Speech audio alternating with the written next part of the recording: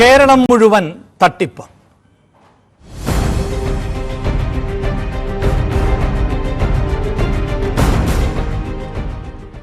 പാതിവില two wheeler തട്ടിപ്പിന് ശേഷം അനന്തു കൃഷ്ണനും സംഘവും ലക്ഷ്യമിട്ടത് കാർ ഓഫർ ചെയ്ത് തട്ടിപ്പ് നടത്താൻ. പാതിവിലയ്ക്ക് ഇലക്ട്രിക് കാർ നൽകാമെന്ന് പറഞ്ഞ് തട്ടിപ്പ് നടത്താനാണ് സംഘം പദ്ധതിയിട്ടിരുന്നത്.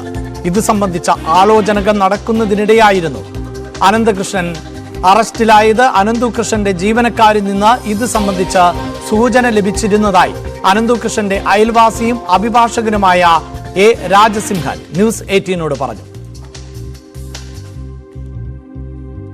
ഈ ഒരു തട്ടിപ്പ് സ്കീമിന് ശേഷം ഇത് ഏറ്റവും പാവപ്പെട്ട ആളുകളെ വെച്ചിട്ടുള്ള തട്ടിപ്പാണല്ലോ. ഇതിന് തൊട്ട് മുകളിലുള്ള മറ്റൊരു ലെയറിനെ ഇവർ കണ്ടിരുന്നു. അത് ഇലക്ട്രിക് കാറുകളുടെ ഒരു തട്ടിപ്പാണ്. കേരളത്തിൽ ഇലക്ട്രിക് കാറുകൾ പകുതി വിലയ്ക്ക് കൊടുക്കുമെന്ന് പറഞ്ഞൊരു സ്കീം കൊണ്ടുവരിക. അങ്ങനെയാണെങ്കിൽ ഒരുപക്ഷെ സ്വന്തമായിട്ട് ബെൻസ് കാർ അടക്കമുള്ള സമ്പന്നരെയും ഈ ട്രാപ്പിലേക്ക് എത്തിക്കാമായിരുന്നു. കാരണം നമ്മുടെ സാധാരണ മലയാളിയുടെ എന്തിനുമുള്ള ഒരു ഡിസ്കൗണ്ടിൽ കിട്ടുന്ന ഒരു ആർത്തി കാരണം അവരൊക്കെ ഇതിൽ കാശ് നിക്ഷേപിച്ചേനെ. ക്രൈംബ്രാഞ്ച് കേസന്വേഷണം ഏറ്റെടുത്തതോടെ സംസ്ഥാനത്തെ വിവിധയിടങ്ങളിൽ നിന്ന് കൂടുതൽ പരാതികൾ പോലീസിന് ലഭിക്കുന്നുണ്ട്.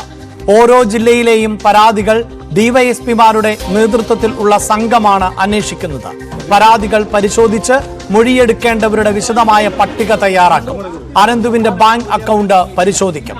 വാർത്തയുടെ വിശദാംശങ്ങളുമായി നവമി ദിനേശ് ആണ് ചേരുന്നത്. നവമി, പുറത്തു വന്നിട്ടുള്ളത് തട്ടിപ്പിന്റെ പാതി മാത്രം എന്നാണ് ഇപ്പോൾ അറിയാൻ സാധിക്കുന്നത്. നിരവധിയായ പരാതികൾ ഇപ്പോഴും പുറത്തു വന്നുകൊണ്ടേയിരിക്കുന്നു.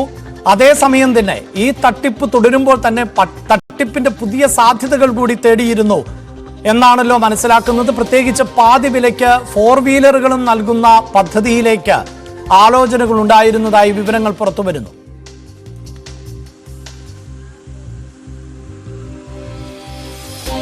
അഭിലാഷ്, ഈ അനന്തു കൃഷ്ണന്റെ അടുത്ത സുഹൃത്തുക്കളിൽ നിന്നും ലഭിച്ച വിവരം അനുസരിച്ചായിരുന്നു ഈ ഒരു വെളിപ്പെടുത്തൽ. അതായത് 2 വീലർ തട്ടിപ്പാണ് പ്രധാനമായും അനന്തു കൃഷ്ണൻ ഇപ്പോൾ നടത്തിക്കൊണ്ടിരുന്നത്. ഇതിനിടയിലാണ് പോലീസ് അറസ്റ്റ് ചെയ്യുന്നതും. ഈ തട്ടിപ്പിന് ശേഷം അനന്തു കൃഷ്ണൻ ലക്ഷ്യം വെച്ചതായിക്കോട്ടെ 4 വീലർ തട്ടിപ്പ്. അതായത് EV കാറുകൾ പാതി വിലയ്ക്ക് നൽകുക, ഈ ആളുകളിൽ നിന്നും അല്ലെങ്കിൽ ഈ ഇരകളാക്കപ്പെട്ടവരിൽ നിന്നും പകുതി തുക മേടിക്കുക, അതിനുശേഷം അവർക്ക് EV കാറുകൾ നൽകാമെന്ന് വാഗ്ദാനം ചെയ്യുക. ഇതായിരുന്നു അനന്തു അടുത്ത തട്ടിപ്പിനായി ലക്ഷ്യം വെച്ചത്. പക്ഷെ അതിനിടയിലാണ് ഇപ്പോൾ അറസ്റ്റിലാകുന്നത്. അതുകൊണ്ട് നിരവധി ആളുകൾ രക്ഷപ്പെട്ടു എന്ന് തന്നെ പറയാൻ കഴിയും. പക്ഷെ അത് ഇപ്പോൾ 2 വീലർ അല്ലെങ്കിൽ തയ്യൽ മെഷീൻ, ലാപ്ടോപ്പ് ഒക്കെ അനന്തു ലക്ഷ്യം വെച്ചത് സാധാരണക്കാരിൽ നിന്നാണ്. കുറച്ചുകൂടി സാമ്പത്തികമായി പിന്നോക്കം നിൽക്കുന്ന ആളുകളാണ്. പക്ഷെ EV കാറുകളിലേക്ക് വരുമ്പോൾ അല്ലെങ്കിൽ 4 വീലർ വാഹനങ്ങളിലേക്ക് വരുമ്പോൾ കുറച്ചുകൂടി സാമ്പത്തികമായി മെച്ചപ്പെട്ടവർ, ഇപ്പോൾ ആ അഭിഭാഷകൻ പറഞ്ഞത് പ്രകാരം ഈ ബെൻസ് കാർ ഉള്ളവന് പോലും ചിലപ്പോൾ EV കാർ പകുതി വിലയ്ക്ക് കിട്ടിയെന്ന് അറിഞ്ഞാൽ പണം കൊടുക്കാതിരിക്കുമോ? അപ്പൊ അത്തരത്തിലുള്ള ആളുകളിലേക്ക്, ഒരു കുറച്ചുകൂടി സാമ്പത്തികമായി മെച്ചപ്പെട്ടു നിൽക്കുന്ന ആളുകളിൽ നിന്നും പണം തട്ടുക എന്നൊരു ലക്ഷ്യമായിരുന്നു അനന്തു മുന്നോട്ട് വെച്ചത്. പക്ഷെ അതിനിടയിലാണ് അനന്തു പിടിയിലാകുകയും ചെയ്തത്. ഇക്കാര്യം അനന്തു കൃഷ്ണനുമായി ഈ ബിസിനസ്സുമായി ബന്ധപ്പെട്ട് അടുത്ത് നിൽക്കുന്ന ആളുകളിൽ നിന്നാണ് ഈ വിവരം ലഭിച്ചതെന്നാണ് അഭിഭാഷകൻ രാജസിംഹൻ ന്യൂസ് 18 പറഞ്ഞത്. വളരെ ഗുരുതരമായിട്ടുള്ള അല്ലെങ്കിൽ വളരെ നിർണായകമായൊരു വെളിപ്പെടുത്തൽ കൂടിയായിരുന്നു രാജസിംഹൻ നടത്തിയത്. ഒരു നിമിഷം അല്ലെങ്കിൽ പോലീസിന്റെ അറസ്റ്റ് ഒരു നിമിഷം വൈകിയിരുന്നുവെങ്കിൽ അല്ലെങ്കിൽ മാസങ്ങൾ വൈകിയിരുന്നുവെങ്കിൽ ഈ തട്ടിപ്പിന് വീണ്ടും ഇരയാകുന്ന നിരവധി മലയാളികളെ നമ്മൾ കാണേണ്ടിയിരിക്കുന്നു. ഇതിപ്പോൾ തന്നെ ഈ 2 വീലർ തട്ടിപ്പ് പോലും 3 മാസം മുൻപ് തന്നെ രഹസ്യാന്വേഷണ വിഭാഗം ഇക്കാര്യം പോലീസ് മേധാവികളോട് അല്ലെങ്കിൽ പോലീസ് ഉദ്യോഗസ്ഥർക്ക് വലിയൊരു തട്ടിപ്പ് നടന്നു എന്ന് നിർദ്ദേശം നൽകി അല്ലെങ്കിൽ ഒരു മുന്നറിയിപ്പ് നൽകിയിരുന്നു. എന്നിട്ട് പോലും കൃത്യമായ ഒരു പരിശോധന നടത്താതെയായിരുന്നു പോലീസ് ഉദ്യോഗസ്ഥർ കാത്തുനിന്നത്. അതിനിടയിൽ പണം കൊടുത്ത ഈ 3 മാസം മുൻപ് ചിലപ്പോൾ ഈ അനന്തുകൃഷ്ണന്റെ അറസ്റ്റ് രേഖപ്പെടുത്തിയിരുന്നുവെങ്കിൽ രക്ഷപ്പെടുന്ന നിരവധി പാവപ്പെട്ടവരായിട്ടുള്ള ആളുകൾ ഉണ്ടായിരുന്നു. നമ്മൾ കഴിഞ്ഞ ദിവസമൊക്കെ ഈ തട്ടിപ്പിനിരയായവരുടെയൊക്കെ പ്രതികരണം എടുത്തപ്പോൾ അനന്തുകൃഷ്ണൻ അറസ്റ്റിലാകുന്നതിന് 11 ദിവസം മുൻപ് മാത്രം പണം മുടക്കിയവരുമുണ്ട്. അവരൊക്കെ പണം കൊടുക്കാതെ അല്ലെങ്കിൽ അവരൊക്കെ രക്ഷപ്പെടേണ്ട സാഹചര്യം ഉണ്ടായിരുന്നു. എന്നാലും അതിൽ നിന്നൊക്കെയാണ് ഇപ്പോൾ അനന്തുകൃഷ്ണനെ അറസ്റ്റ് ചെയ്തതും അനന്തുകൃഷ്ണൻ അടുത്ത തട്ടിപ്പ് ലക്ഷ്യം വെച്ചത് EV കാറുകളാണെന്നതാണ് ഏറ്റവും നിർണായകമായിട്ടുള്ള കാര്യം. അഭിലാഷ്, അതോടൊപ്പം നവമി, ഇതുമായി ബന്ധപ്പെട്ട അന്വേഷണം പുരോഗമിച്ചുകൊണ്ടിരിക്കുകയാണ്. സംസ്ഥാനത്തിന്റെ വിവിധ ഭാഗങ്ങളിൽ നിന്നടക്കം ഇപ്പോൾ പരാതികൾ പ്രവഹിച്ചുകൊണ്ടേയിരിക്കുകയാണ്. ഒരുപക്ഷെ പോലീസിനെ സംബന്ധിച്ചിടത്തോളം ഇതൊരു വലിയ ദൗത്യമായി മാറുന്ന സാഹചര്യമാണ് ഉണ്ടാകാൻ പോകുന്നത്. ഇതിൽ ആരുടെയൊക്കെ മൊഴി രേഖപ്പെടുത്തേണ്ടതുണ്ട്? പരാതികളിലും ഒരുപക്ഷെ വ്യാജന്മാർ ഉണ്ടായേക്കാം. അങ്ങനെയൊക്കെയുള്ള വലിയ പ്രതിസന്ധി പോലീസിനെ സംബന്ധിച്ചിടത്തോളം ഉണ്ടല്ലോ. ഇതിപ്പോൾ പ്രത്യേക സംഘം അന്വേഷിക്കുന്നുണ്ട്. ഏത് നിലയിലായിരിക്കാം ഇതിന്റെ അന്വേഷണം മുന്നോട്ട് കൊണ്ടുപോവുക? എങ്ങനെയാണ് പോലീസിന്റെ മുന്നോട്ട് പോക്ക്?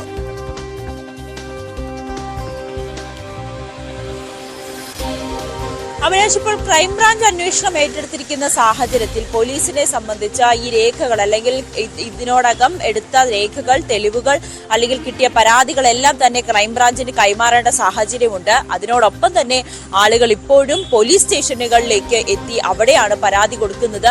അനന്തുവിനെതിരെ കേരളത്തിലുടനീളം പരാതികളുണ്ട്.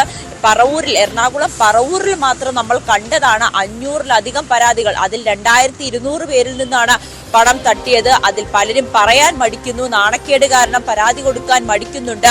ഇത് കിട്ടുമോ എന്നുള്ളൊരു സംശയത്തിൽ പരാതി കൊടുക്കാൻ മടിക്കുന്നവരുണ്ട്. പക്ഷെ ഇനിയും പരാതികൾ വർദ്ധിക്കും. എറണാകുളത്ത് അല്ലെങ്കിൽ പറവൂരിൽ മാത്രം 1000-ലധികം പരാതികളാണ് ലഭിച്ചിരിക്കുന്നത്. എറണാകുളം നഗരത്തിൽ മൊത്തത്തിൽ 1000-ലധികം പരാതികളാണ് ലഭിച്ചതെന്നാണ് അന്വേഷണ ഉദ്യോഗസ്ഥർ വ്യക്തമാക്കുന്നത്. അങ്ങനെയെങ്കിൽ ഇനിയും ഈ പരാതികൾ ഉയരാൻ തന്നെയാണ് സാധ്യത. ഇപ്പോൾ പോലീസ് കേസെടുത്തിരിക്കുന്നത് അനന്തകൃഷ്ണനെ കൂടാതെ ഇതിന്റെ ഇടനിലക്കാരായി പ്രവർത്തിച്ച ആളുകളെ ചേർത്തുകൂടിയാണ് പോലീസ് കേസെടുത്തിരിക്കുന്നത്. പക്ഷെ അവർ പറയുന്ന മറുപടി, ഞങ്ങൾ ഈ പിരിച്ച തുകകളെല്ലാം അനന്തുവിന് കൈമാറിയിട്ടുണ്ട്. ഇവരുടെ ഒരു സർവീസ് ചാർജ് അല്ലെങ്കിൽ ഒരു പ്രോസസിംഗ് ചാർജ് എന്ന നിലയിൽ മാത്രമാണ് കുറച്ചു തുക ഈ ആളുകളിൽ നിന്നും ഞങ്ങൾ കൈപ്പറ്റിയിട്ടുള്ളത്. ഈ തട്ടിപ്പറഞ്ഞതിന് ശേഷം തന്നെ ഞങ്ങളുടെ കയ്യിലുണ്ടായിരുന്ന പൈസ, ഈ ചെറിയ മൊബൈൽ ഫോൺ അല്ലെങ്കിൽ ലാപ്ടോപ്പ് ഒക്കെ വാങ്ങാൻ വേണ്ടി നൽകിയവർക്ക് തിരിച്ചു നൽകുകയും ചെയ്തു എന്നൊരു മറുപടിയാണ് ഇടനിലക്കാരായി പ്രവർത്തിച്ചവർ നൽകുന്നത്. പക്ഷേ ഈ തട്ടിപ്പിനിരയായവരുടെ പണം അതെന്ന് ലഭിക്കുമെന്ന ഒരു പ്രതീക്ഷ പോലും അവർക്ക് പലർക്കുമില്ല. അതുകൊണ്ട് തന്നെ കോടതിയെ സമീപിക്കാനാണ് ഇവരൊരു ആക്ഷൻ കൗൺസിലൊക്കെ രൂപീകരിച്ച് കോടതിയെ സമീപിക്കാനാണ് തീരുമാനിച്ചിരിക്കുന്നത്. ഇവരുടെ പണം എങ്ങനെയെങ്കിലും അനന്തകൃഷ്ണനിൽ നിന്നും തിരികെ വാങ്ങിച്ചു നൽകണം എന്നത് കോടതിയിൽ അപേക്ഷ നൽകാനാണ് ഇവർ തീരുമാനിച്ചിരിക്കുന്നത്. എന്തായാലും ക്രൈംബ്രാഞ്ചിന് ഇനി പ്രധാനമായും അന്വേഷിക്കുക ഈ അനന്തകൃഷ്ണൻ പിടിച്ചെടുത്ത പണം, അനന്തകൃഷ്ണൻ തട്ടിയെടുത്ത പണം ഇതെവിടേക്കാണ് നിക്ഷേപിച്ചിരിക്കുന്നത്? അനന്തകൃഷ്ണന് ബിനാമി ഇടപാടുകളുണ്ടോ? ഇത് പ്രധാനമായും സ്വത്തുക്കളായി ഭൂമിയായിട്ടാണ് അനന്തകൃഷ്ണൻ വാങ്ങിയിട്ടത്. അതെല്ലാം കണ്ടുകെട്ടിയിട്ടുണ്ട്. അനന്തുവിന്റെ വാഹനമടക്കം പോലീസ് കണ്ടുകെട്ടിയിട്ടുണ്ട്. ഇതൊക്കെ എങ്ങനെ ഇനി ആളുകളിലേക്ക് തിരിച്ചു കൊടുക്കാൻ കഴിയുമെന്ന കാര്യം കൂടിയായിരിക്കും പ്രധാനമായി നോക്കുക. ഒപ്പം നവമി, ഈ പരാതികൾ എന്ന് പറയുമ്പോൾ ഇതിൽ വലിയൊരു ശതമാനവും നവമി നേരത്തെ സൂചിപ്പിക്കുന്ന പോലെ നേരിട്ട് അനന്തകൃഷ്ണന് എതിരായ പരാതികളാകാൻ സാധ്യതയില്ല. കാരണം അനന്തു പലതരത്തിലുള്ള സംഘടനകളുമായി ബന്ധപ്പെട്ട് ആ സംഘടനകൾ വഴിയാണ് ഇത്തരം തട്ടിപ്പ് നടത്തിയിട്ടുള്ളത്. അപ്പോൾ നേരിട്ടുള്ള പരാതികളിൽ വലിയൊരു ശതമാനവും ഈ സംഘടനകളുമായി ബന്ധപ്പെട്ട്, ഇപ്പോൾ തന്നെ നേരത്തെ നമുക്കറിയാം, ഇപ്പോൾ സൈൻ എന്ന് പറയുന്ന സംഘടന എൻ രാധാകൃഷ്ണന്റെ നേതൃത്വത്തിൽ ഉള്ള സംഘടനയാണ്. ആ സംഘടന പറയുന്നത് അനന്തകൃഷ്ണന്റെ ചതിയിൽ പെട്ടുപോയി എന്നുള്ളതാണ്. പക്ഷെ സൈനിനാണ് പലരും പണം നൽകിയിട്ടുള്ളത്. ഇപ്പോൾ ഈ പോലീസിന്റെ മുന്നിലേക്ക് എത്തുന്ന പരാതിയിൽ വലിയൊരു ശതമാനവും ആ നിലയിലല്ലേ? ഏതെങ്കിലുമൊക്കെ സംഘടനകൾക്ക് പണം നൽകുകയും ആ സംഘടന അനന്തുവിന് പണം കൈമാറുകയും ഒക്കെ ചെയ്ത പശ്ചാത്തലമാണല്ലോ ഉള്ളത്.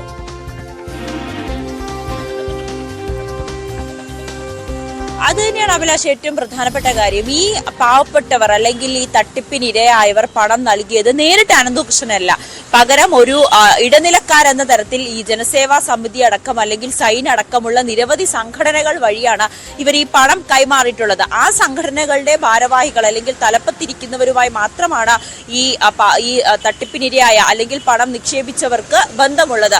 അതുകൊണ്ട് തന്നെ സ്വാഭാവികമായും അവർക്കെതിരെയാണ് പരാതി നൽകുന്നത്. ഇവരാകട്ടെ പോലീസിന് വീണ്ടും പരാതി നൽകുന്നുണ്ട്. ഞങ്ങളെയും അനന്തകൃഷ്ണൻ തട്ടിപ്പിനിരയാക്കി. ഈ എൻ രാധാകൃഷ്ണൻ അടക്കം പറയുന്നത് ഞങ്ങളും ഇരയാണ്, ഞാനും ഇതിന്റെ ഒരു ഇരയാണ്, എന്നെയും അനന്തകൃഷ്ണൻ പറ്റിച്ചിട്ടുണ്ട്. ഞാൻ നൽകിയ തുക അനന്തകൃഷ്ണൻ എനിക്കത് ഈ സാധനം തിരികെ നൽകാതെ, അല്ലെങ്കിൽ 2 വീലർ ആയിക്കോട്ടെ തയ്യൽ മെഷീൻ ആയിക്കോട്ടെ, ഇതൊന്നും തിരികെ നൽകാതെ എന്റെ പണവും പറ്റിച്ചു എന്ന ഒരു ഇരവാദവുമായിട്ടാണ് എൻ രാധാകൃഷ്ണൻ എത്തിയത്. ജനസേവാ സമിതി ട്രസ്റ്റിന്റെ ഭാരവാഹികളായിക്കോട്ടെ ഇത് സമാനമായ രീതിയിൽ ഞങ്ങളെയും അനന്തകൃഷ്ണൻ ഇരയാക്കിയെന്നാണ് പറയുന്നത്. പക്ഷെ പോലീസ് കേസെടുക്കുന്നത് ഈ പരാതിക്കാരുടെ ആവശ്യപ്രകാരം, അതായത് ഇടനിലക്കാരായി നിന്നവർ, അവർക്കാണ് ഞങ്ങൾ പണം നൽകിയത്. അപ്പോൾ അവരെ സംബന്ധിച്ച ഈ ഇടനിലക്കാരായി പ്രവർത്തിച്ചവർ തന്നെയാണ് പണം തിരികെ നൽകേണ്ടത്. ഈ ഒരു സാഹചര്യത്തിലാണ് പോലീസ് കേസെടുത്തിരിക്കുന്നത്. അതുകൊണ്ട് തന്നെ ഈ പരാതിയുടെ അടിസ്ഥാനത്തിൽ ഈ ഒരു സംഘടനയിലെ ഭാരവാഹികളെ എല്ലാവരെയും ചേർത്ത് വെച്ച് കേസെടുക്കേണ്ട ഒരു സാഹചര്യമാണ്. പക്ഷേ എങ്കിൽ പോലും ഇതെങ്ങനെയാണ് ഇത് മുന്നോട്ട് പോകുക, തുടർ നടപടികൾ ഏത് രീതിയിൽ മുന്നോട്ട് കൊണ്ടുപോകണമെന്ന് ആശയക്കുഴപ്പത്തിൽ തന്നെയാണ് അന്വേഷണ സംഘവും നിൽക്കുന്നത്. അനന്തകൃഷ്ണനാണ് ഇതിൽ പ്രധാന പ്രതിയായിട്ടുള്ളത്. ഇയാളിലേക്കാണ് പണമെല്ലാം എത്തിയിരിക്കുന്നത്. ഇയാളായിക്കോട്ടെ സ്വത്തുവകകളായിട്ടും ആഡംബര ജീവിതം നയിക്കാൻ വേണ്ടിയിട്ടൊക്കെ ഈ പണം ഉപയോഗിച്ചു. പക്ഷെ ഇതെങ്ങനെയാണ് ഈ ഇടനിലക്കാരായി പ്രവർത്തിച്ചവർ ഇത് തിരികെ ഈ ഇരകൾക്ക് അല്ലെങ്കിൽ തട്ടിപ്പിന് ഇരയായവർക്ക് നൽകുക എന്നൊരു ചോദ്യമാണ് ഇപ്പോഴും ബാക്കി. അതുകൊണ്ട് തന്നെയാണ് ഈ തട്ടിപ്പിന് ഇരയായവർ പറയുന്നത് ഞങ്ങൾക്ക് ഈ പണം കിട്ടുമെന്ന് പ്രതീക്ഷയില്ല. ഒരു കുടുംബശ്രീയിൽ നിന്ന് ലോൺ എടുത്തും അല്ലെങ്കിൽ സ്വർണം പണയം വെച്ചുമൊക്കെയാണ് ഈ തുക ഈ സാധനം വാങ്ങുന്നതിന് വേണ്ടി നൽകിയത്. പക്ഷെ അത് തിരിച്ചു കിട്ടുമോ എന്ന് പോലും അറിയാത്ത ആശങ്കയിലാണ് ഓരോ തട്ടിപ്പിനിരയായവരും. ഇന്നലെ തന്നെ ഫ്ളാറ്റിന്റെ അസോസിയേഷൻ സെക്രട്ടറിയും ഒപ്പം അഭിഭാഷകരുമായ രാജസിംഹൻ ന്യൂസ് 18നോട് പറഞ്ഞ മറ്റൊരു കാര്യമുണ്ട്. ഈ കേസ് ഈ സോളാർ കേസ് പോലെ അല്ലെങ്കിൽ അതിനപ്പുറത്തേക്ക് നടന്ന വലിയൊരു തട്ടിപ്പ് പോലെ ഈ കേസും പാതി വഴിയിൽ അവസാനിക്കാനാണ് സാധ്യത. ഈ തട്ടിപ്പിനിരയായ ആളുകൾ നവമി, അത് വളരെ പ്രധാനപ്പെട്ട ഒന്നാണല്ലോ. ഇപ്പോൾ നമ്മൾ തന്നെ കൊടുത്ത വാർത്തയിൽ ഈ അനന്തുവിനോട് ഏറ്റവും ചേർന്ന് നിൽക്കുന്ന ആളുകൾ അവരുടെ CCTV ദൃശ്യങ്ങൾ അടക്കം അന്വേഷണ സംഘത്തിന് കൈമാറിയിട്ടും കാര്യമായി ഇടപെടൽ ഉണ്ടാകുന്നില്ല. അനന്തുവിലേക്ക് മാത്രം എത്തി നിൽക്കുന്നു. മറ്റുള്ളവർക്ക് പങ്കുണ്ടോ എന്നതൊന്നും കാര്യമായി സംഘം അന്വേഷിക്കുന്നില്ല എന്നാണ് മനസ്സിലാക്കുന്നത്.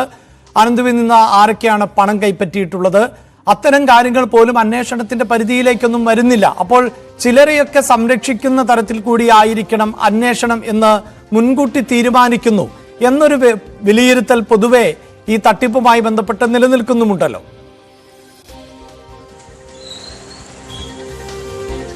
തീർച്ചയായും അഭിലാഷ്, രണ്ട് പ്രധാനപ്പെട്ട കാര്യം. ഒന്ന്, ഈ 27 വയസ്സുകാരനായിട്ടുള്ള അനന്തകൃഷ്ണൻ അയാൾ ഒറ്റയ്ക്ക് ഇത്രയും കോടിയുടെ തട്ടിപ്പ് ഈ കേരളത്തിൽ നടത്താൻ കഴിയുമോ എന്നൊരു ചോദ്യമാണ് പ്രധാനമായും ഇവിടെ ഉന്നയിക്കപ്പെടുന്നത്.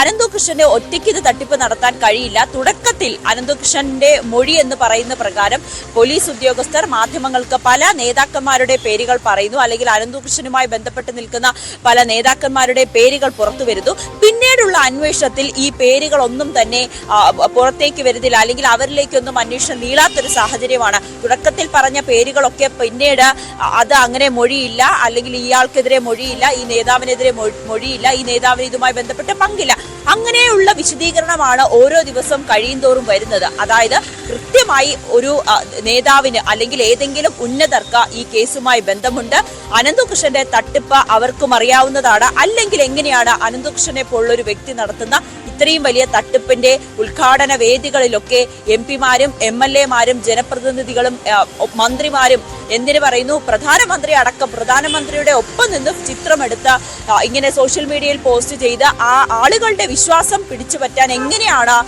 ഈ അനന്തകൃഷ്ണന് കഴിയുക എന്നൊരു സാമാന്യ ബോധത്തിൽ നമുക്ക് ചിന്തിക്കുമ്പോൾ തന്നെ മനസ്സിലാകും അനന്തകൃഷ്ണൻ ഒറ്റയ്ക്കല്ല. അനന്തകൃഷ്ണന്റെ പിന്നിൽ ഒരുപാട് ഉന്നതരായിട്ടുള്ള അല്ലെങ്കിൽ സ്വാധീനമുള്ള വ്യക്തികളുണ്ട്. അതുകൊണ്ട് തന്നെയാണ് തിരികെ എത്താം.